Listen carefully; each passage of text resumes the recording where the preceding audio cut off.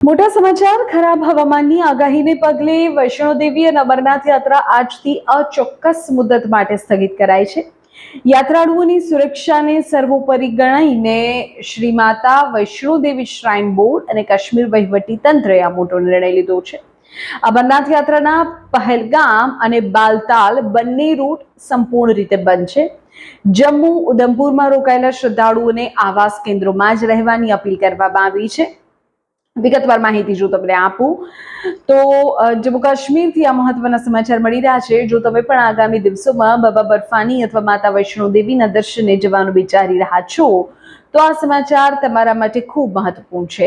હવામાન વિભાગ દ્વારા આગામી દિવસો માટે પ્રતિકૂળ અને ખરાબ હવામાનની ચેતવણી આપવામાં આવી છે, જેને પગલે સાવચેતીના પગલા તરીકે આજથી એટલે કે 19 જુલાઈથી વૈષ્ણોદેવી યાત્રા અને અમરનાથ યાત્રા બંનેને અચોક્કસ સમય માટે સ્થગિત કરી દેવામાં આવી છે.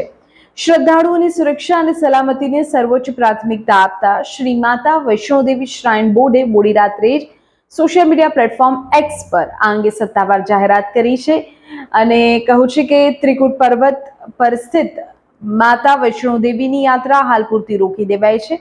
બીજી તરફ પવિત્ર અમરનાથ યાત્રાને લઈને કાશ્મીર વિભાગીય કમિશનર અંશુલ ગર્ગે જણાવ્યું કે આજથી પહેલગામ અને બાલતાલ બંને રૂટ પરથી અમરનાથ યાત્રા સંપૂર્ણપણે બંધ રહેશે.